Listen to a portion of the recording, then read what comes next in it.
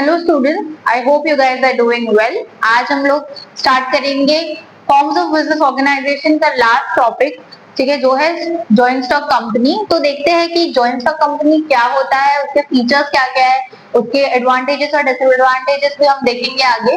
ठीक है, तो company is governed by the companies act 2013 as per section 2 subsection 20। तो सेक्शन 2 सबसेक्शन 20 के अंडर, ठीक है, कंपनीज एक्ट 2013 में जो आया था उसके अंडर एक कंपनी जो है वो गवर्नड होती है। ठीक है, मतलब वो कंपनी उसके अंडर ही चलती है, ठीक है, उसके हिसाब से चलती है। ठीक है, तो उनको वहां पे रजिस्टर करना पड़ता है। So the shareholders are owners of the company while the board of directors are chief managing body elected by the shareholders. तो shareholders का कैसे होता है? तो बेसिकली बहुत सारे लोग जो है वो बड़े बड़ी कंपनीज में इन्वेस्ट करते हैं। ठीक है, आपने देखा होगा स्टॉक्स में वगैरह चलता है। ठीक है, जो डिबेंचर्स लेते हैं, शेयर वगैरह लेते हैं कंपनीज के।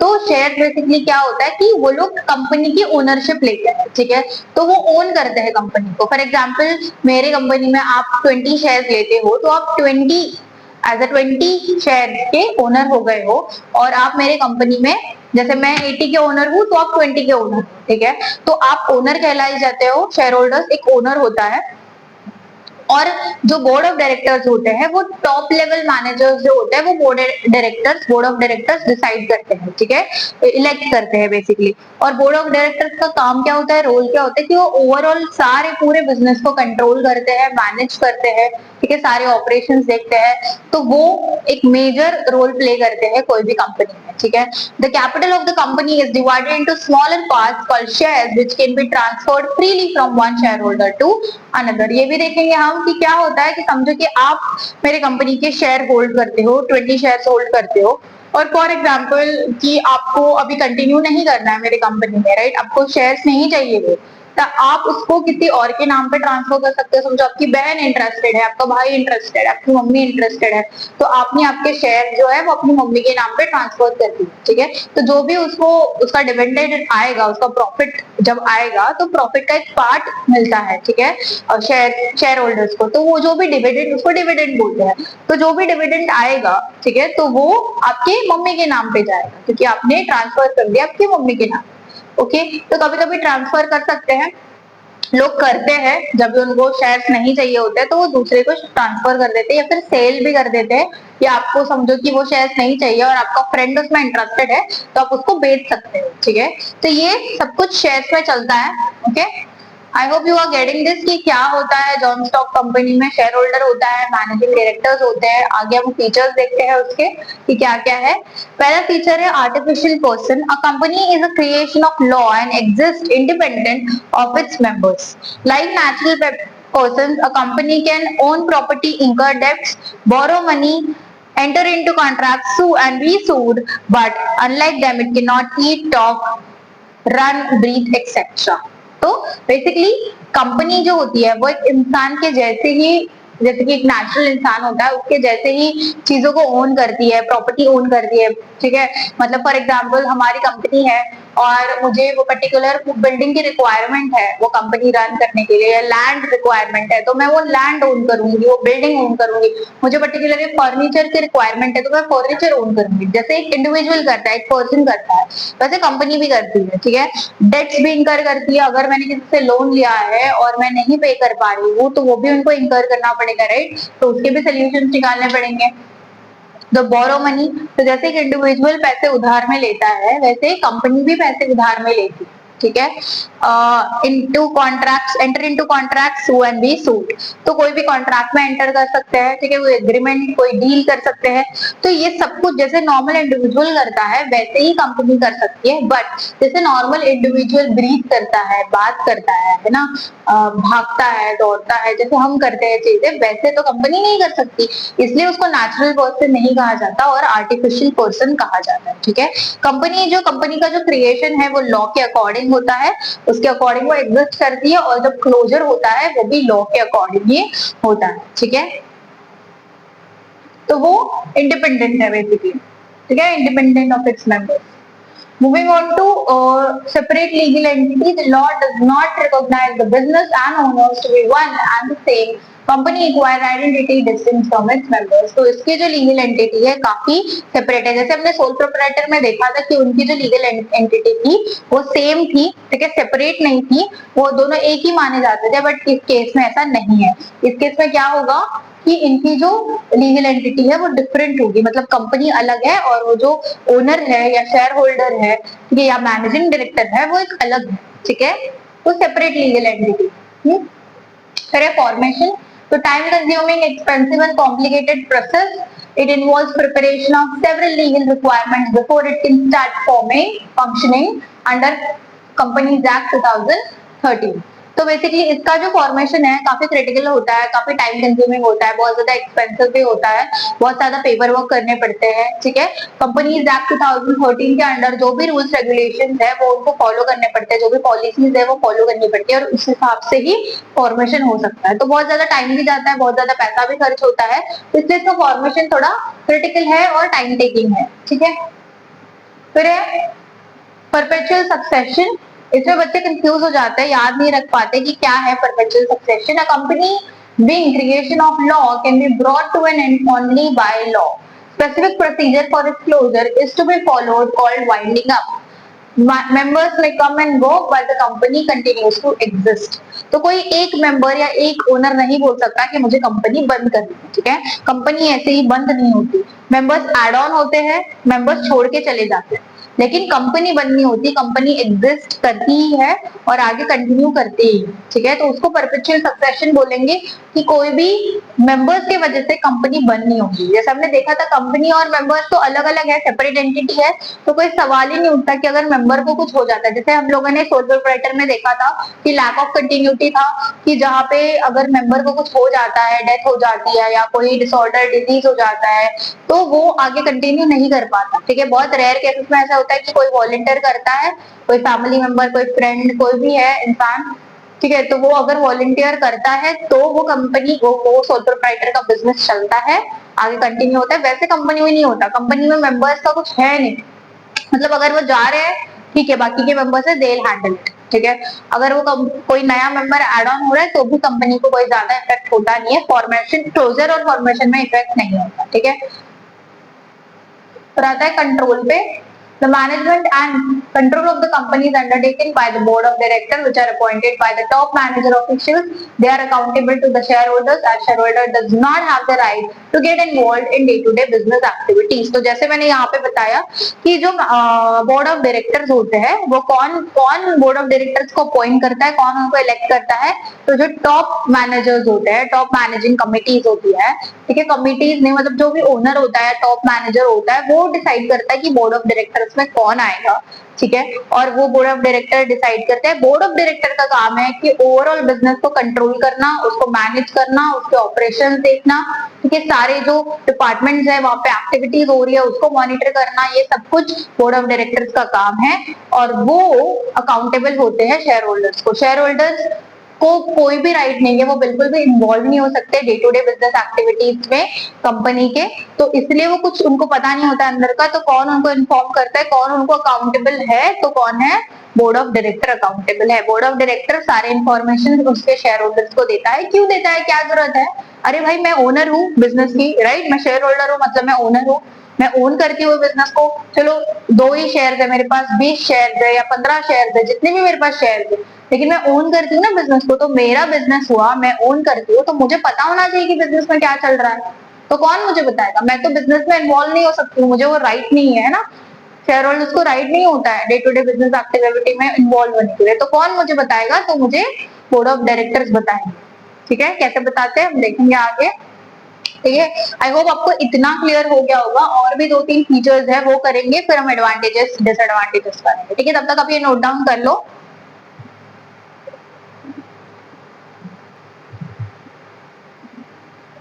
Okay class, so let's continue. तो हम फीचर्स कर रहे थे, तो उसमें हम लोग नेक्स्ट 2 फीचर्स करेंगे और फिर हम एडवांटेजेस और डिसएडवांटेजेस करेंगे। The liability of the members are limited to the extent of capital contributed by them. तो liability limited होती है यहाँ पे, और जैसे कि हम लोग ने देखा था बाकी के फॉर्म्स ऑफ ऑर्गेनाइजेशन में, जैसे सोल प्रोप्राइटर में अनलिमिटेड लायबिलिटी होती है क्योंकि वो एक ही होती है, उनकी एंटिटी सेम ही होती है, इसलिए पार्टनरशिप में सिर्फ जो एक पार्टनर होता है या फिर जो मेजर पार्टनर होता है, जो एक्टिव पार्टनर होता है, उस पार्टनर की अनलिमिटेड लायबिलिटी, ऐसे नहीं एक ही पार्टनर की, बट एटलीस्ट एक पार्टनर की लायबिलिटी अनलिमिटेड होनी चाहिए, बाकी की लिमिटेड होती है। ठीक है, ज्वाइंट इंटू फैमिली में भी हमने देखा था कि जो कर्ता होता है उसकी लायबिलिटी अनलिमिटेड होती है, बाकी सबकी लिमिटेड होती है। तो इस केस में भी क्योंकि इसकी एंटिटी अलग है, वो जो ओनर है उससे, ओनर की एंटिटी अलग, इसकी फॉर्म की एंटिटी अलग, तो इसलिए इसकी लायबिलिटी लिमिटेड होती है। So the members can be asked to contribute to the loss to the extent of the unpaid amount of the share held by them. तो इसका क्या मतलब है? फॉर एग्जाम्पल कि एक इंसान एक शेयर खरीदता है, ठीक है, मतलब अगर एक इंसान एक शेयर खरीद रहा है, एक शेयर खरीद रहा है समझो 10 रुपीज के लिए, ठीक है, तो एक शेयर की कॉस्ट होगी उसकी 10 रुपीज, लेकिन उसने अभी तक पे किया है सिर्फ 7 रुपीज। ठीक है, अभी ये शेयर भी अलॉटेड, मतलब जो उसका होता है, क्या बोलते हैं उसको, कि पार्ट वाइज भी लोग इसको पे करते हैं। ठीक है, वो डिपेंड करता है कंपनी टू कंपनी कैसा पेमेंट होता है, लेकिन फॉर एग्जांपल आप इतना समझ लो बस कि एक शेयर का प्राइस था 10 रुपीज, लेकिन उसने अभी तक पे किया है सिर्फ 7 रुपीज। ठीक है, उसको और ₹3 उसको पे करने हैं जो अनपेड है, जो क्या है, 3 रुपीज अनपेड है। तो ऐसे केसेस में अगर कुछ लॉस होता है कंपनी को, तो वो अनपेड 3 रुपीज ही पर्टिकुलर शेयर होल्डर से मांगे जाते हैं। ठीक है, वो बता रहा है स्टेटमेंट कि the members can be asked to contribute to the loss. तो मेंबर्स को बोलेंगे कि अभी लॉस हुआ है तो आप कंट्रीब्यूट करो। कितना कंट्रीब्यूट करो? Only to the extent of the unpaid amount of the share hold by them. तो कितना उनको पे करने के लिए बोलेंगे? कि जितना उन्होंने अभी तक पे नहीं किया है, वो जो अनपेड अमाउंट है उतना ही उनको पे करने बोलेंगे, मतलब उसको 3 रुपीज ही पे करने हैं वो लॉस बियर करने के लिए। I hope you are getting this. फिर है risk bearing. The risk of losses of the company is borne by all the share holders. उनको पता है कि ऑब्वियसली वो, जैसे अगर प्रॉफिट आता है तो उनके रेशो के हिसाब से, शेयर होल्डर के रेशो के हिसाब से उनको डिविडेंड मिलता है, प्रॉफिट का एक पार्ट मिलता है उनके रेशो के हिसाब से कैलकुलेट करके, राइट। तो वैसे अगर कोई लॉस हो जाता है तो लॉस भी उनको साथ में मिलकर बियर करना पड़ता है, जितना भी उनका रेशो है उसने उस हिसाब से उनको लॉस बियर करना पड़ेगा। फॉर एग्जाम्पल एक शेयर था मेरे पास, उसका मैंने 10 रुपया पे किया था, तो एक शेयर था 10 रुपया पे किया था, वो 10 रुपए लॉस हो गए। तो मैंने जितना पे किया था, मैंने जितना इन्वेस्ट किया उतना ही मुझे लॉस हुआ। समझो मैंने 20 शेयर खरीदे, मैंने 20,000 पे किया था, 20 रुपीज पे किया था, जितना मैंने पे किया था वही मेरा लॉस हो जाए। ठीक है, एक्स्ट्रा एडिशनल मुझे कुछ नहीं देना है। ठीक है, I hope you are getting this. तो उसके बाद let's move on to advantages. I hope आपको फीचर्स क्लियर होंगे। ठीक है, हम लोग जैसे करते थे वो हम लोगों ने किया नहीं है इस बार, वो कर लेते हैं कि फीचर्स में से हम लोग देखते थे कि क्या एडवांटेज होगा और क्या डिसएडवांटेज होगा। तो हम लोगों ने क्या क्या फीचर में किया था। आर्टिफिशियल पर्सन है, तो आर्टिफिशियल पर्सन आप मेरिट में लिख सकते हो। ठीक है, क्योंकि वो खुद से सब कुछ करता है। ठीक है, उनकी एंटिटी अलग है, तो मेंबर्स को मतलब मेंबर्स को वरी करने की जरूरत नहीं है। तो आर्टिफिशियल पर्सन को मेरिट में लिख सकते हो। ठीक है, फिर है सेपरेट लीगल एंटिटी। तो इंडिविजुअल की एंटिटी अलग है और पर्टिकुलर फॉर्म की, कंपनी की एंटिटी अलग है, तो इफेक्ट नहीं होता है कुछ भी कंपनी को। क्योंकि अगर कोई इंसान, कोई मेंबर की डेथ हो गई या कोई मेंबर कुछ डिसेबिलिटी हो गई, डिसऑर्डर हो गया, तो फिर कंपनी कंटिन्यू करती रहती है इंस्पाइट मेंबर को कुछ भी हो जाए, मेंबर छोड़ के जा रहा है या फिर नया मेंबर एड ऑन हो रहा है, कंपनी कंटिन्यू होती है। तो ये भी आप एडवांटेज में मेरिट में लिख सकते हो।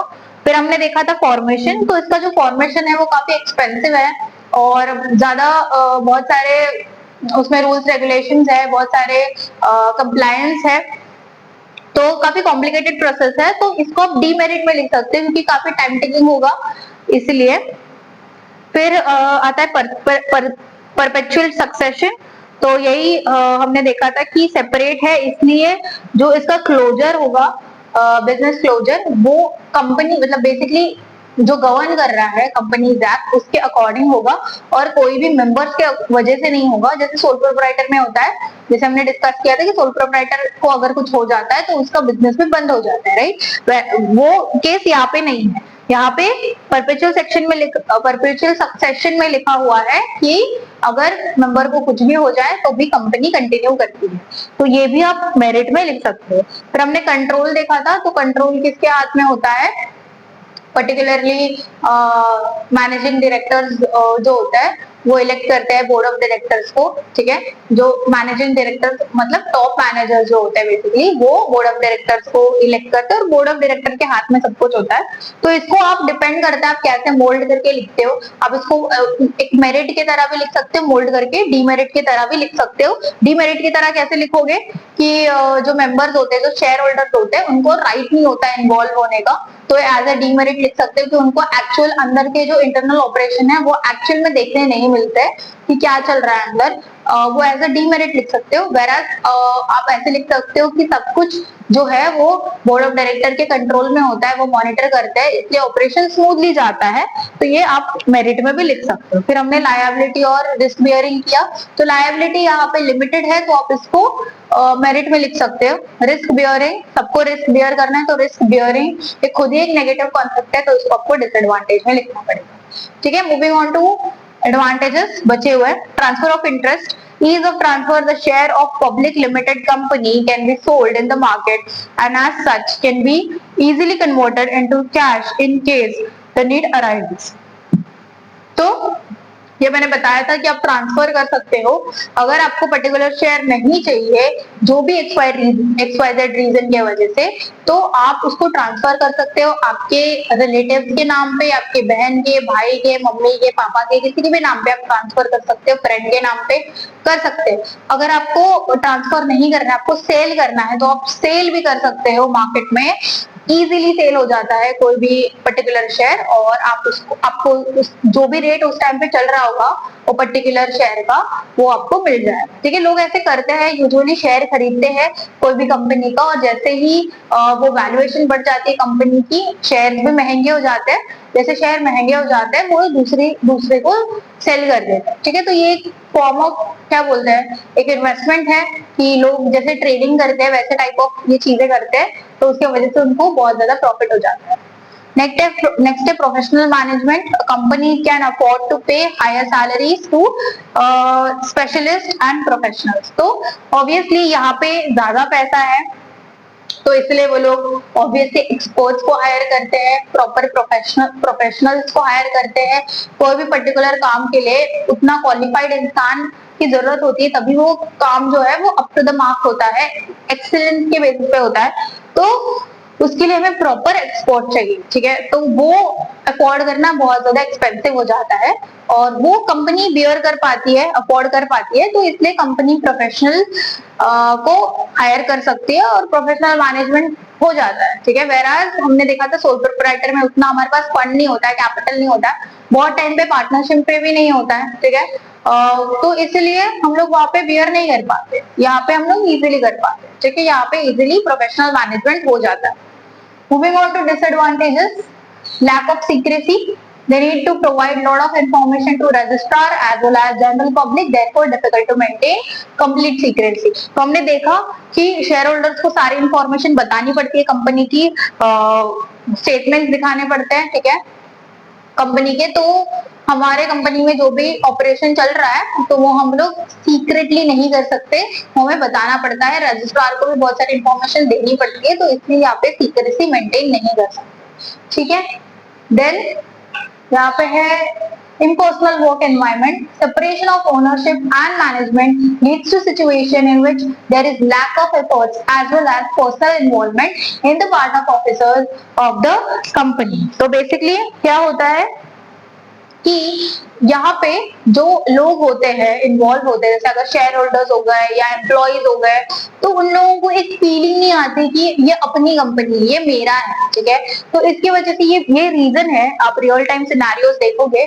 तो एक रीजन है, उसकी वजह से लोग अभी कंपनी छोड़ रहे हैं, जो जॉब करते हैं, जो एम्प्लॉइज है वो छोड़ के अपना खुद का स्टार्टअप करते हैं। क्यों? क्योंकि वो उनको एक सेंस ऑफ अकम्पलिशमेंट वगैरह नहीं मिलता कि ये मेरा है। जैसे कि अगर वो लोग कोई टारगेट अचीव करते हैं, कंपनी में कुछ रेवेन्यू जनरेट करते हैं या कोई बड़ा टारगेट अचीव करते हैं, मेहनत करते हैं, तो उनको उतना प्रॉफिट नहीं मिलता जितना वो डिजर्व करते हैं। ठीक है, अगर एक इंसान है, एम्प्लॉय है, जो टारगेट कंप्लीट करता है और समझो 2 लाख का रेवेन्यू जनरेट करके देता है कंपनी को, तो उसको शायद उसको जो अप्रेजल मिलेगा, जो भी उसको इंक्रीमेंट मिलेगा, वो उसको बस और एक्स्ट्रा 5,000 का मिलेगा, 10,000 का मिलेगा। ठीक है, 2 लाख कहाँ पे और 10,000 कहाँ पे?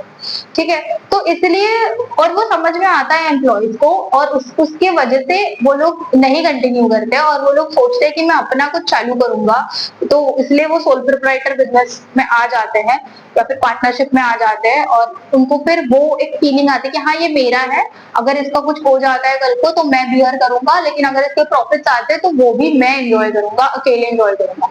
ठीक है, I hope you are getting this. तो ये बहुत होता है कंपनी में कि लोगों को फीलिंग आती है कि इम्पर्सनल वर्क एनवायरनमेंट फील होता है कि ये जो भी मैं कर रहा हूँ उसका मुझे मैक्सिमम आउटपुट या मैक्सिमम प्रॉफिट नहीं मिल रहा।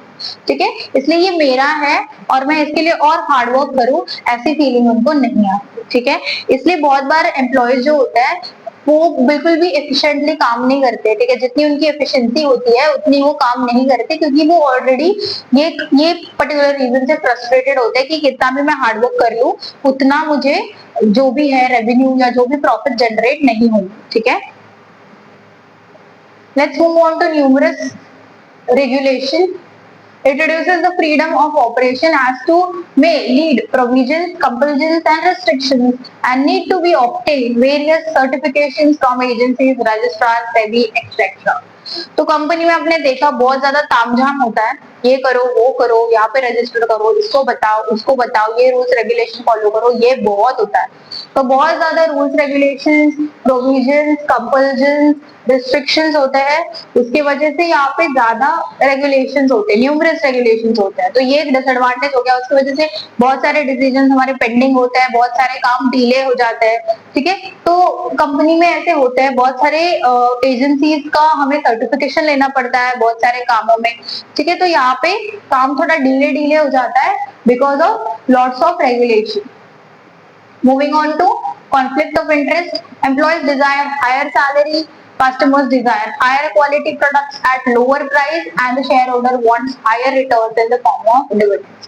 तो यहाँ पे कंपनी में हम बहुत सारे लोगों के साथ डील करते हैं, इंटरनल भी और एक्सटर्नल भी, है ना। इंटरनल में हमारे पास एम्प्लॉयज होते हैं, कभी कभी एम्प्लॉयज भी हमारे शेयर होल्डर होते हैं, शेयर खरीदते हैं। फिर एक्सटर्नल में हमारे क्रेडिटर्स, डेटर्स होते हैं, फिर ये होता है शेयर होल्डर्स होते हैं। ठीक है, तो गवर्नमेंट बॉडीज होती है। तो ये सारे जो लोग होते हैं सबकी नीड्स और डिमांड्स अलग अलग रहते हैं, और बहुत सारे लोग इन्वॉल्व होते हैं कंपनी में, राइट। तो सबकी नीड्स अलग होते हैं। जैसे कस्टमर्स को जो भी आप प्रोड्यूस कर रहे हो, प्रोडक्ट है या सर्विस है, उसको हाई क्वालिटी चाहिए, वो भी लोअर कॉस्ट में चाहिए। ठीक है, जो शेयर होल्डर्स होते हैं उनको हायर डिविडेंड चाहिए। ठीक है, हायर रेवेन्यू जनरेट होना चाहिए। फिर जो एम्प्लॉयज है वो ऐसे डिजायर करते हैं कि मुझे हायर सैलरी का पैकेज मिले, या मुझे और इंक्रीमेंट मिले, और या मुझे मेरा प्रमोशन हो जाए, है ना, या मुझे बोनस वगैरह प्रोवाइड किया जाए। ठीक है, मुझे एक्स्ट्रा पर्क्स वगैरह दिए जाए। तो बहुत सारे डिमांड्स होते हैं एम्प्लॉयज के भी। तो यहाँ पे बहुत ज्यादा लोग इन्वॉल्व है ना, बहुत ज्यादा अलग अलग टाइप के लोग इन्वॉल्व है, इसीलिए कॉन्फ्लिक्ट ऑफ इंटरेस्ट होता ही है कि हम पर्टिकुलर मैनेजमेंट को सब लोगों को देखना पड़ता है, सब लोगों के बेनिफिट्स के बारे में सोचना पड़ता है। तो इसलिए बहुत बार क्लैशेस हो जाता है और कॉन्फ्लिक्ट क्रिएट हो जाता है। I hope you are getting all of this. और आपको कुछ भी नहीं समझ रहा होगा या फिर कुछ भी आपको लग रहा होगा कि डाउट है या कुछ तो क्या बोलते क्लियर नहीं हो पा रहा है, तो आप कमेंट में पिन कर सकते हो। आप चैनल को लाइक करो, सब्सक्राइब करो, आपके फ्रेंड्स के साथ शेयर करो, ताकि वो भी ये सारे नोट्स वगैरह लिख सके, कॉन्सेप्ट क्लियरिटी उनको भी आ सके। ठीक है, तब तक के लिए अभी इसके आगे हम लोग क्या करने वाले हैं, डिफरेंशिएट करने वाले हैं। हाँ, टाइप ऑफ पार्टनरशिप बचा है और चॉइस ऑफ बिजनेस बचा है, तो वो एक लास्ट पार्ट में हम खत्म करेंगे, ये चैप्टर खत्म हो जाएगा। ठीक है, तब तक के लिए keep studying and take care.